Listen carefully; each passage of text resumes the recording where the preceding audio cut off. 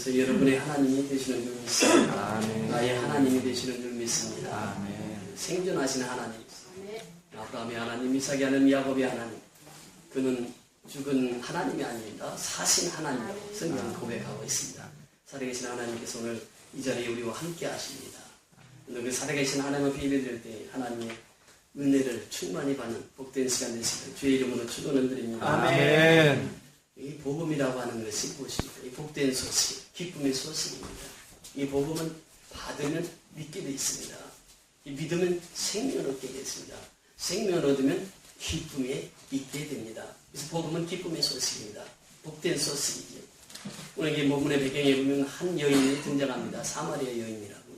그 여인이 동네에서 왕따 당해서 살고 있습니다. 너무 힘들게 살고 있습니다. 예수님께서 이제 사마리아로 관통할 때에 길이 피곤해서 잠시 쉬셨습니다. 야곱의 우물가에 쉬고 있을 때 제자들은 먹을 것을 구하러, 양식을 구하러 이제 동네로 내려갔습니다. 예수님 혼자 야곱의 우물가에 있습니다.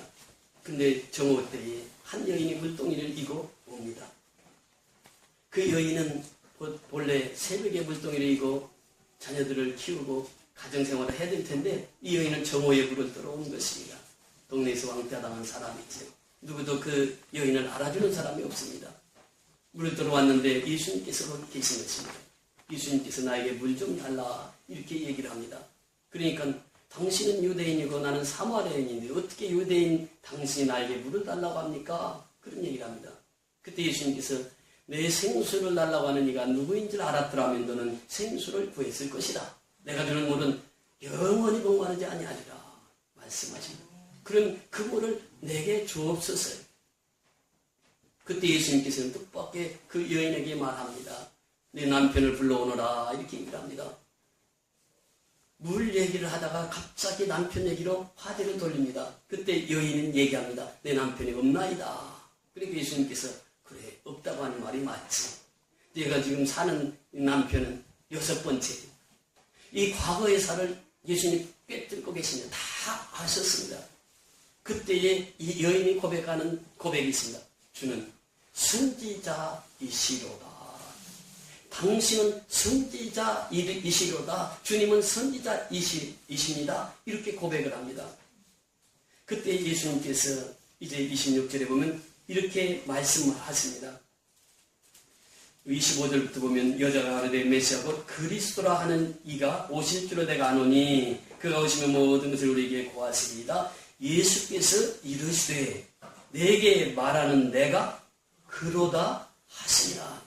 내게 말하는 내가 그로다 하시니라. 누구라고요? 메시아입니다. 그리스도라고 하는 선언입니다. 자, 여기 보세요. 여기 보시면 예수님은 정칭법을 통해서 예수님의 탄생 그리고 복음을 제시하고 있습니다. 처음에 이 여인이 예수님 만났을 때 예수님을 뭐라고 불렀습니까? 당신은 이렇게 표현합니다. 두 번째는 뭐라고 부릅니까? 주님은 큐리오스. 이 주님이라고 하는 말은 높임의 말입니다. 존경받는 사람이 있을 때 큐리오스, 이 주님이라고 하는 말을 합니다. 그리고 세 번째 주님을 고백했을 때는 이미 내 사정을 다 아시는 예수님. 그래서 그 이 여자의 입을 통해서 주님은 선지자로소이다. 내 삶의 내 과거는 다 알고 계시니까 그렇게 고백합니다. 그런데 주님은 한 발짝 더 나가서 그 여인의 고백을 듣습니다. 메시아 곧 그리스도라는 이가 오실 줄을 내가 아느니 그가 오시면 모든 것을 우리에게 고하리이다. 그런데 그 그리스도가 예수님 자신이 내가 곧 그리스도다. 너하고 지금 말하고 있는 내가 그리스도라고는 선언하십니다. 그래서 예수님이 이 땅에 오셔서 복음으로 오셔서 누구든지 예수를 믿으면 하나님 나라의 자녀가 되고 영생의 복을 받게 하셨습니다. 그래서 우리가 12월 달이면 성탄절을 우리가 맞이하게 되는데 이 성탄이 무엇입니까? 예수님이 이 땅에 오셨다고 하는 것이 복 중에는 가장 큰 복입니다. 예수님이 이 땅에 오시지 않았다고 하면 우리는 구원받을 수도 없고 하나님의 자녀로 살아갈 수도 없습니다. 예수님이 이 땅에 오신 그 자체가 복음 중에 복음인 줄 믿습니다. 아멘. 기쁜 소식이. 그래서 예수님의 탄생을 기쁜 소식이라 이렇게 말합니다. 우리가 성탄절을 맞이하면서 기쁜 소식으로 신앙생활하기를 원하시는 하나님. 우리 본문을 통해서 그 수가성 여인에게 복음을 전하고 이 여인이 예수를 만나자 어떻게 합니까? 기쁨이 가슴 속에 충만했습니다. 그래서 동네에 뛰어들어갑니다. 뛰어들어가서 하는 말이 와 보라 커맨스. 그래서 동네 사람들 다 예수님 앞으로 이끌어옵니다.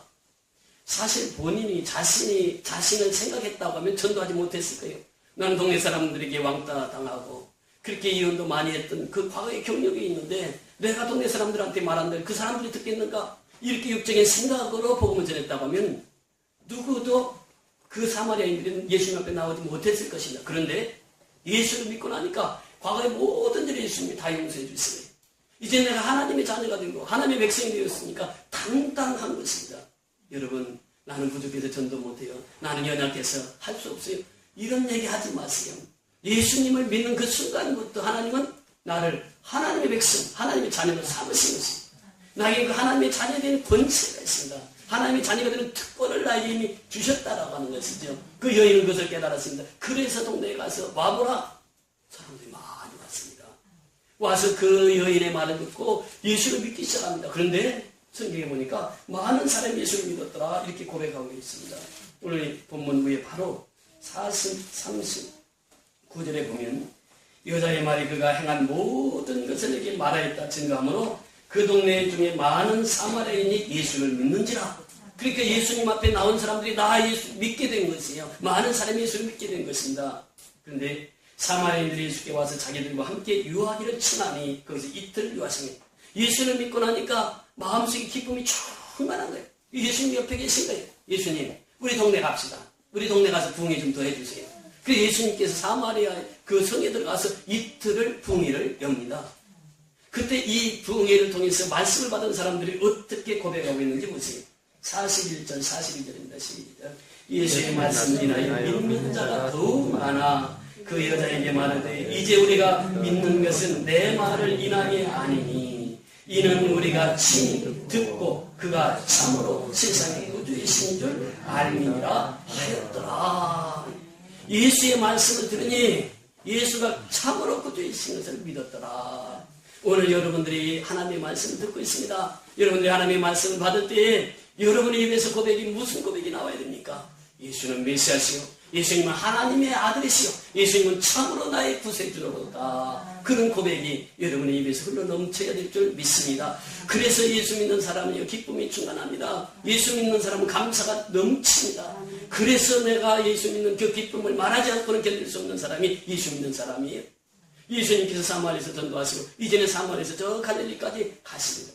여러분 복음을 받으면요, 복음을 증거하는 자는 이제 계속해서 복음을 전하면서 삽니다. 예수님께서 갈릴리로 올라가셨어요. 그리고 이제 그 고향 땅에 가면서 고향에서는 환대를 받지 못한다 이렇게 말씀하셨는데 고향에서도 이제 예루살렘에서 행하신 예수님의 일을 본 사람들은 예수를 믿더라 이렇게 말씀하십니다.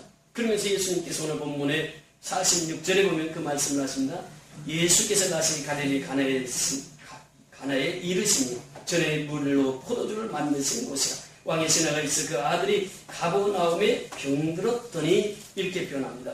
그러면서 47절에 보면 그가 예수께서 유대로부터 갈릴리에 오심을 듣고 가서 청하되 내려오셔서 내 아들의 병을 고쳐주소서 하니 저가 거의 죽게 되었습니다. 여기서 보면 갈릴리 가나에 예수님께서 가셨습니다. 혼인잔치했던 그 장소에 가셨습니다. 그곳에서 이제 복음을 전파합니다. 가버나움에 있던 왕의 신하가 그 아들이 병들어 죽게 되었습니다.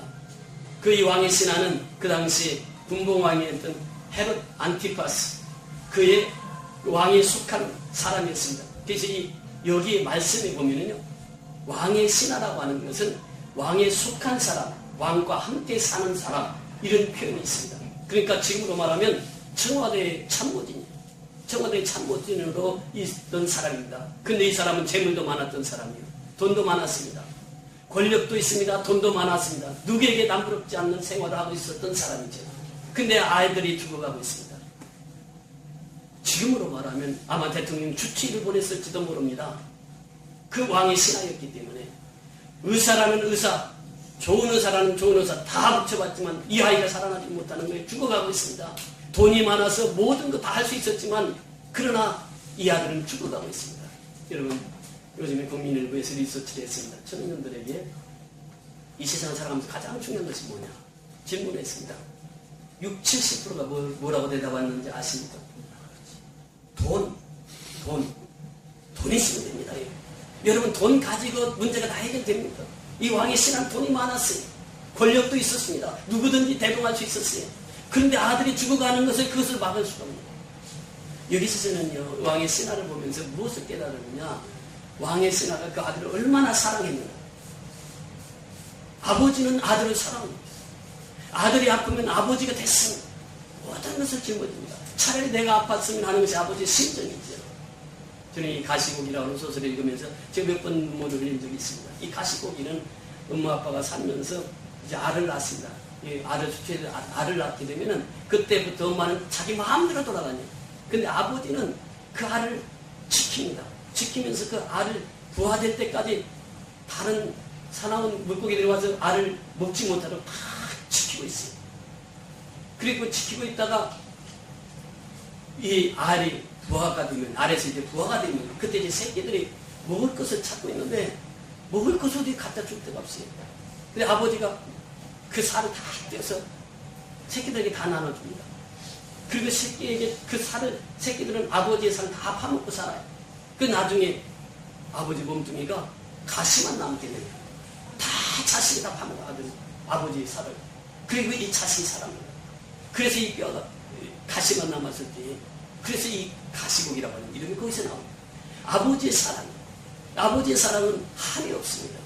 여러분, 오늘 본문의 왕의 신하가 가진 거 다 가졌습니다. 그런데 아들이 죽어가는 그 모습을 보면서 그 아들을 그렇게 사랑하는 것이에요. 여러분, 어찌 아버지만 아들 사랑합니까? 어머니도 역시 마찬가지예요. 우리가 수르바니에게 여인 보세요. 그 여인에는 흉악한 귀신 들린 어린 딸이 있었습니다. 그런데 이 어린 딸을 누구도 고칠 수가 없는 거예요. 그런데 예수님이 지나가십니다. 예수님 앞에 달려가서 소리칩니다. 다윗의 자손 예수여, 나를 불쌍히 여겨 주옵소서. 내 딸이 지금 귀신 들려 죽어가고 있습니다. 내 딸 좀 살려주세요.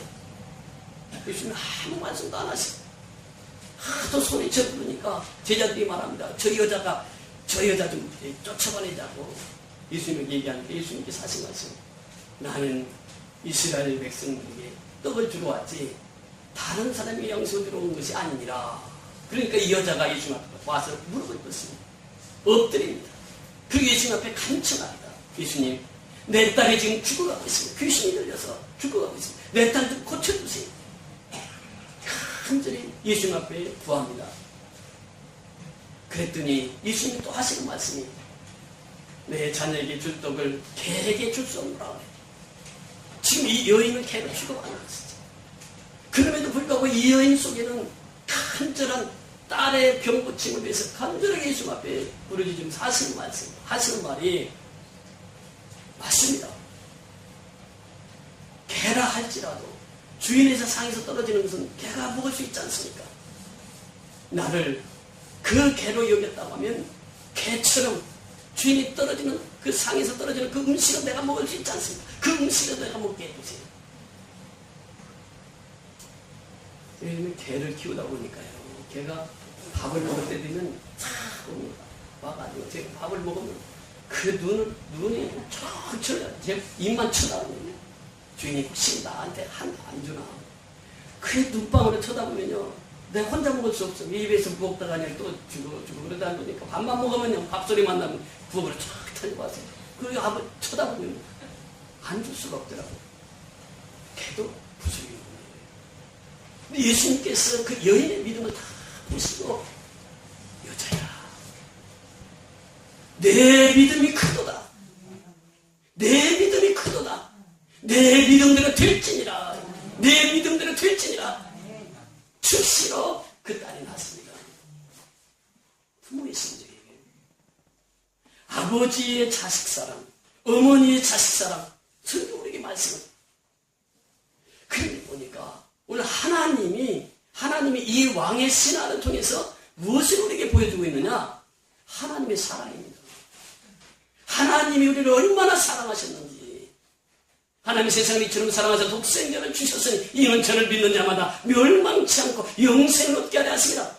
아버지께서 우리를 그렇게 사랑하셔서 독생성자를 우리를 위해서 내보내 주시니까 하나님이십니다. 그 예수가 탄생하셨습니다. 그 탄생이 복음 중에 복음이라고 하는 것이에요. 그 예수는 우리를 사랑하시기 위해서 이 땅에 오셨어요. 하나님께서 그 사랑을 다시 한번 확인합니다. 바울 사도를 통해서 로마서 5장 8절에 보니까 우리가 아직 죄인되었을 때 그리스도께서 나를 위해서 죽으심으로 말미암아 하나님께서 자기의 사랑을 확증하셨느니라. 하나님의 사랑의 확증이 어디입니까? 십자가요.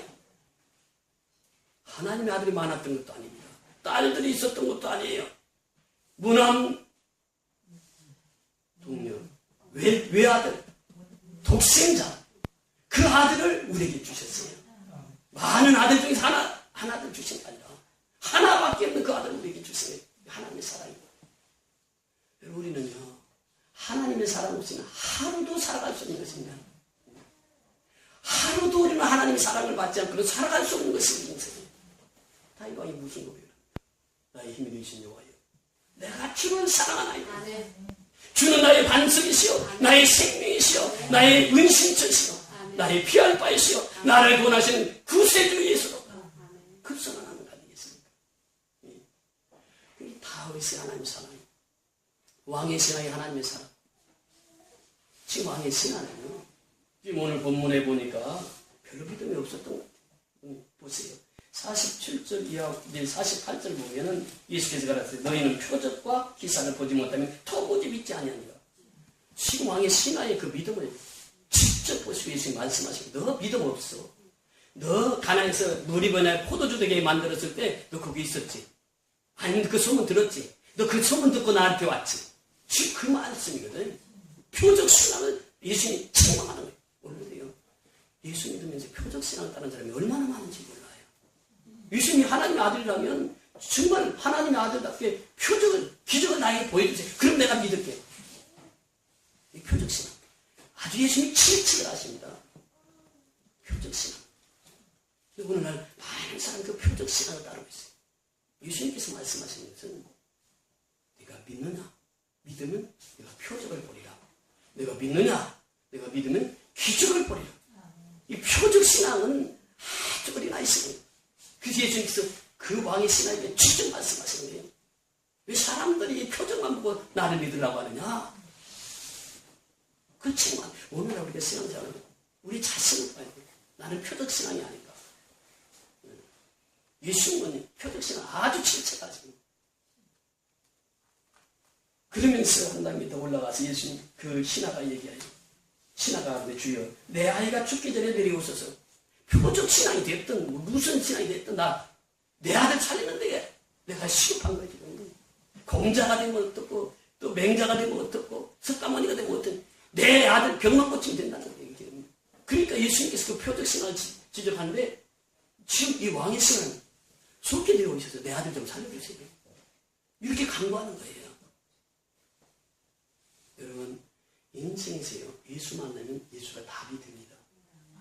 인생의 문제의 답은 예수밖에 없어요. 예수 앞에 나왔어요. 예수님이 답을 주십니다. 가라 내 아들이 살았다. 가라 내 아들이 살았다. 가라 내 아들이 살았다. 이 말씀 예수님이 하신 말씀을 듣고 즉시로 갑니다. 보세요. 50절 큰 소리로 다 같이 읽습니다. 예수께서 가라사대 가라 내 아들이 살았다. 그 사람이 예수의 하신 말씀을 믿고 가더니. 다시 한번. 예수께서 가라사대 가라 내 아들이 살았다 하신대 그 사람이 예수의 하신 말씀을 믿고 가더니. 한 번만 더 읽습니다. 예수께서 가라사대 가라 내 아들이 살았다 하신대 그 사람이 예수의 하신 말씀을 믿고 가더니. 예수님 하신 말씀을 믿고 가더니. 복음은 뭐예요? 예수의 말씀을 믿는 것이고, 믿으면 생명이 살아납니다. 믿으면 기적을 봅니다. 믿으면 표적을 봅니다. 믿음의 신앙, 믿음의 신앙. 믿고 갑니다. 가버나움과 가나의 거리는 34km예요. 34km면 뭐 고속도로 달리면 뭐 20분, 30분이면 가는 거리입니다. 그런데 그 당시 고속도로가 있습니다. 전부 아마 왕의 신하라 마차가 있었는지 몰라요. 마차를 타고 와도 거의 10시간 걸리지 않았을까요? 걸어왔다가 하면 하루는 걸리지 않았을까요? 먼 거리입니다. 먼 거리인데 이렇게 예수님께 왔던 것이죠. 그러면서 지금 믿음 없는 얘기를 하고 있는 그 왕의 신하에게 예수님께서 가라 내 아들이 살았다. 이 말씀을 받고 그 말씀을 네마의 말씀으로 이 왕의 신하가 받은 것입니다. 그랬을 때 하나님의 역사가 이루어진 것입니다. 오늘도 역사 맞죠. 하나님의 말씀이 떨어지면 아멘으로 받아들일 때 그 말씀을 통해서 역사가 일어나고 기적이 나타나는 것이지. 이 왕의 신하가 그 말씀을 믿고 가는 거예요. 여러분 생각해 보세요. 중동 지방이 얼마나 더웠습니까? 지금 이 시간으로 보면 로마 시간으로 보면 저녁 7시 그 말씀 떨어지자마자 고향으로 갑니다. 그게 한 새벽녘에 그 고향에서 오던 종들과 이렇게 만나는 시간을 보면은 새벽녘에 만나게 되죠. 그 뜨거운 뙤약 끝에서 하루 정도 걸어왔는데 예수님께서 말씀하세요. 가라 내 아들이 살아. 요 말씀 한마디 듣고도 다 갑니다. 보통 믿음입니까? 이 놀라운 그 신하의 왕의 신의 변화된 모습을 보게 됩니다. 예수님 말씀하시는 그 진리예요. 예수님이 말씀하시면 그 하나님의 말씀이 예수님이 말씀하시면 생명이 살았다는 그 생명이 사는 거예요. 그 생명의 주권자가 누구냐? 예수님께 달려있어요. 하나님께 달려있다고 하는 이 생명이 내 것이 아니에요. 하나님이 생명의 절대 주권자입니다. 생명을 주권하는 자는 하나님입니다. 하나님 살리기도 하시고 죽이기도 하시고 멸하시기도 하고 흥하기도 하시는 분이 하나님이세요. 우리의 생명의 주권자는 내가 아니라 누구라고요? 하나님이세요. 나의 생명의 주관자는 누구라고요? 하나님이세요. 하나님. 이것을 우리에게 말씀해 주시는 생명. 그건 하나님만이 다루시는 거예요. 내 생명 내가 다루는 것이 아니라 하나님이 내 생명을 주관하고 내 생명을 주고 있는 분이 하나님이시다는 거예요. 그 생명의 주관자가 하나님, 예수님. 그 생명의 주관자가 말씀하실 때 믿고 가더니 역사가 일어나는 거죠. 믿고 가니까 역사가 일어나는 거예요. 믿고 가니까 기적이 나타나는 거예요. 믿고 가니까 주관 아들이 살아나는 것을 믿습니다. 갔을 때 종들이 그 아들이 살았다고 하는 그 기쁜 소식을 가지고 이제 왕의 신하에게 옵니다. 왕의 신하는 이제 가나에서 가버나움으로 갑니다. 가버나움에서는 왕의 종들이 그 기쁜 소식을 듣고 왕의 신하를 만나러 갑니다. 중간에 만나게 됐죠. 만나게 됐을 때 왕의 신하가 묻습니다. 내 아들이 어떻게 됐냐? 아, 주인님, 아들 살아났습니다. 살아났어. 그때가 언제냐? 시간 딱 재보니까 언제? 제70. 예수님이 가라. 아들이 살았다. 말씀하신 시간과 그 아들이 살아난 시간이 통일해. 그래서 그 가정이 온 가족 식구 다 예수님. 이것이 하나님의 기적이에요. 하나님의 역사는 하나님의 표적이에요. 믿고 순종했더니 하나님의 표적을 보여주신 거예요. 믿고 순종했더니 그 가정을 구원시켜 주신다는 것입니다. 사도행전 16장에 보면 복음을 전하다가 바울과 실라 거기에 갇힌 사도기 빌보 태동이 사도행전 16장에 나옵니다. 빌보를 가서 복음을 전할 때 먼저 기도처를 찾았죠. 찾다가 누디아라고 하는 여인을 만납니다. 그 같이 있는 그들에게 복음을 전했을 때 누디아가 예수를 영접하죠. 예수를 영접하고 나니까 믿고 나니까 너무 기쁜 거예요. 바울의 일행을 다 초대했습니다. 자기 집으로. 그 집이 컸거든요. 누디아 자주장에서 외국으로 그 자주옷을 수출하는 여인, 돈 많이 벌었어요. 부자예요. 그러니까 자기 집으로 다 초대해 바울의 일행. 먹고 자고 거기서 복음을 전하는 거예요. 그 귀신 들린 여자가 자꾸 깐죽거리면서 복음을 방해하는 거예요. 예수의 이름으로 명하는 귀신아 물러가라 하니까 귀신이 다 떠나버려요. 그러니까 귀신을 지배하던 주인이 돈을 못 버는 거예요. 귀신이 점을 해서 돈을 벌었는 복채를 벌어가지고 살았는데 이게 귀신이 떠나니까 점괘가 안 나오는 거예요. 그렇게 주인이 화가 나는 거예요. 그래서 바울과 그 일행을 옥에 가도록 넣습니다. 바울과 시간이 얼마나 분통해요. 얼마나 억울해요. 복음을 전하다 아무 죄도 없이 감옥에 갇혀 있는 거예요. 그런데 원망은 불평하지 않습니다. 한밤중쯤 되었을 때 하나님 앞에 감사하고 찬양하고 기도하는. 그랬더니 옥문이 열린 거예요. 매했던 쇠사슬이 풀려지고. 역시 복음이에요. 복음은요 옥문을 열게 합니다. 내 악한 마음의 문을 열게 하는 것이 복음이에요. 내는 스스로 못 열어 그 문을. 그 복음은 확 열어제치는 거예요. 문을 열게 하고 옥문을 열게 하고 매했던 쇠사슬을 풀게 하는 게 복음이에요. 간수가 죄인들이 다 떠난 것을 보고 스스로 자기를 하려고 자기 칼을 뽑아서 자기라고 하려고 하는 그 순간에 바울이 내 몸을 상하지 마라. 내 몸이 상하지. 우리 다 여기 있다. 그러니까 바울 앞에서 간수장이 무릎을 꿇고 어떻게 하냐 구원을 얻으리까? 주 예수를 믿어라. 그러면 너와 내 집이 구원을 얻으리라. 주 예수를 믿어라. 그러면 너와 내 집이 구원을 얻으리라. 예수 믿으면 나뿐만 아니라 내 가족이 구원을 얻으리라. 방글라데시의 박철록 성자님, 참 그분도 밀어붙이는 데는 선수고, 방글라데시에서 십자가 원자는 그 사람 딱 한 사람입니다. 방글라데시에서 십자가가 걸리면은 모스크가 거기 다 있는데, 모슬렘들이 지금 그 모슬렘 IS 그 한 폭판에 십자가를 딱 걸고 복음을 전한 사람은 대한민국에 그 사람 혼자예요. 그 목사님 혼자예요. 그 사도행전 16장 31절을 프랭카드로 해가지고 빨간 것으로 해가지고 모스크들이 다 보라. 주 예수를 믿으라. 그럼 너와 내 집이 구원 얻으리라. 방글라데시 말로 딱 써놨어. 그 사진 찍어가지고 여러분들이 보여드렸잖아요. 아주 예수라면요 생명을 걸. 내 죽이라면 죽여봐라. 나 예수 믿는데. 그러면서 배짱으로 선교했던 주 예수를 믿으라. 그래야면 너와 내 집이 구원을 받으리라. 그렇습니다. 여러분 예수 믿으면 구원 받고 예수 믿으면 우리 가정이 복을 받습니다. 그래서 우리는 예수의 복음 아래 살아가는 종들이에요. 예수님께서 우리에게 말씀하시고자 하는 것은 무엇입니까? 생명의 주권이 내게 있다. 그러면서 예수님은 너 예수 믿어라. 그럼 너만 구원 받는 것이 아니라 내 가족도 내가 다 구원시키는 거예요. 가족 구원처럼 어려운 게 어디가 있습니까? 참 가족 구원이에요. 근데 예수 만나니까 온 가족을 다 구원시켜주죠. 온 그 가정의 문제를 해결시켜주는 그런 역사를 하나님 이루시더라라고 하는 것입니다. 그래서 오늘날 온 가족이 예수 믿는다는 것이 가장 큰 복이고, 백부장이 그 믿음을 보시고 그만 구원시켜 주시는 것이 아니라 그 온 가족을 다 구원시키는 하나님의 놀라운 역사입니다.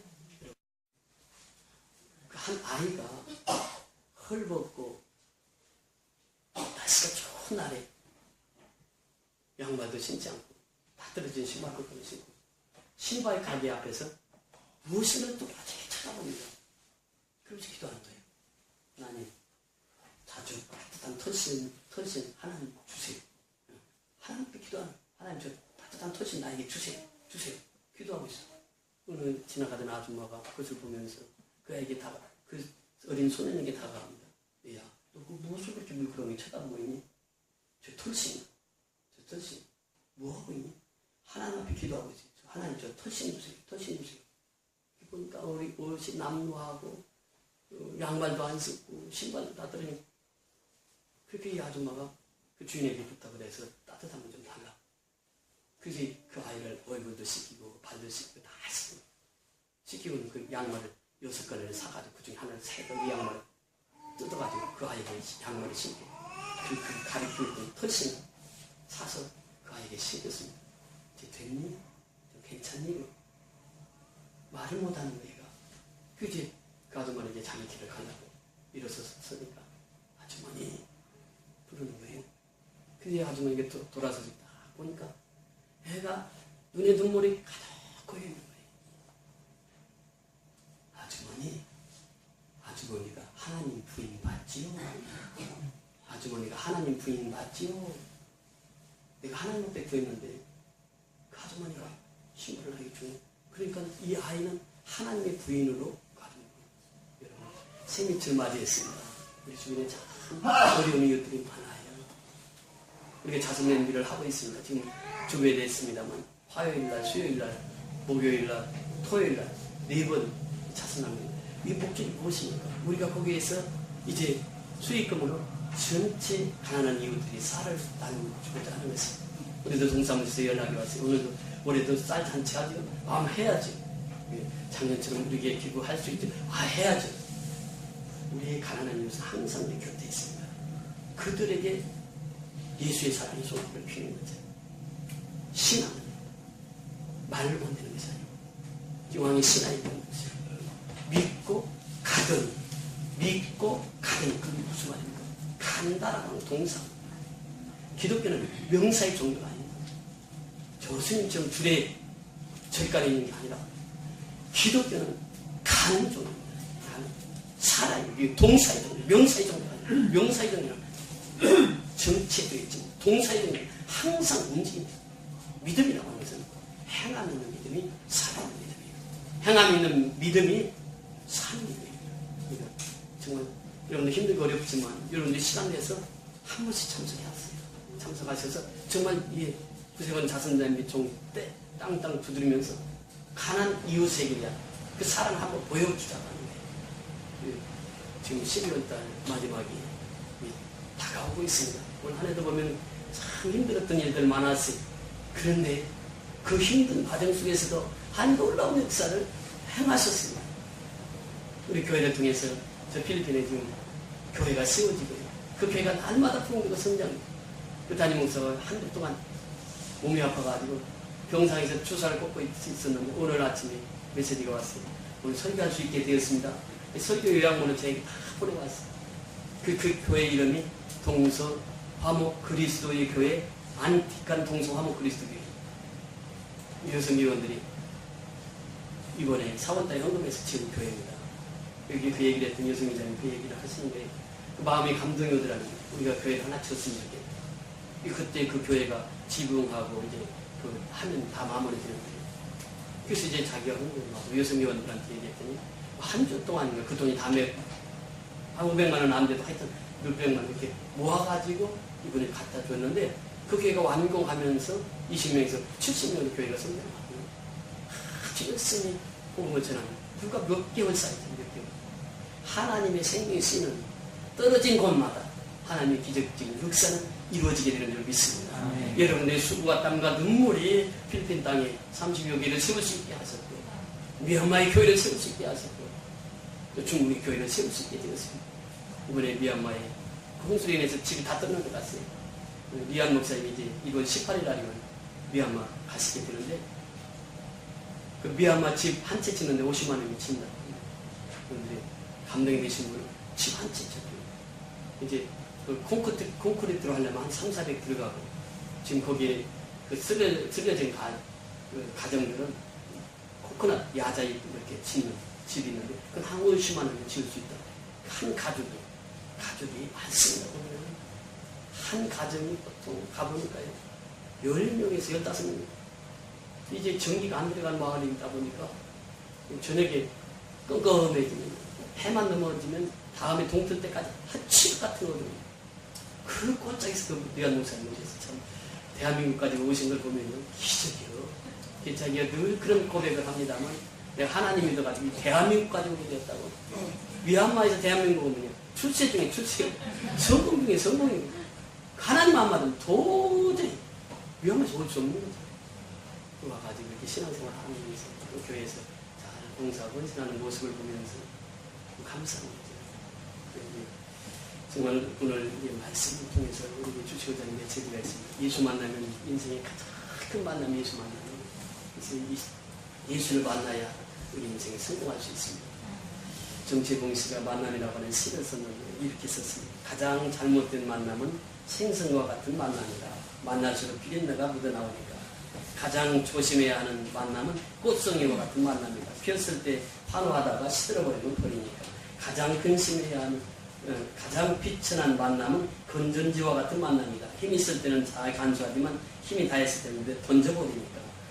가장 시간이 아까운 만남은 지우개 같은 만남이다. 금방 만나고 순식간에 지워버리니까.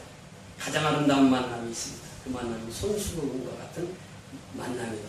힘들었을 때 땀 닦아주고 슬플 때 눈물 닦아주니까 예수님과의 만남은 손수건과 같은 만남입니다. 오늘 매주마다 땅밖에 기도를 하고 있는데 산에 가니까 어느 부부가 산에 올라왔어요. 이 부부가 운동을 하다가 아내가 이제 콧물이 나오는데 남편이 손수건 꺼내가지고 빨리 콧물을 닦아요. 그 모습을 보는 게 예수님을 만나면 우리 콧물만 아니라 우리 땀방울 우리 눈물을 닦아주시는 예수님. 현장에서 우리 어렵고 힘들 때 현장에서 나를 도우시는 분이 예수님. 예수님 항상 손수와 같은 그런 만남이 예수님과의 만남입니다. 이 만남을 길이 간직하시고 승리하는 저와 여러분이 다 될 수 있기를 주의 이름으로 축원을 드립니다.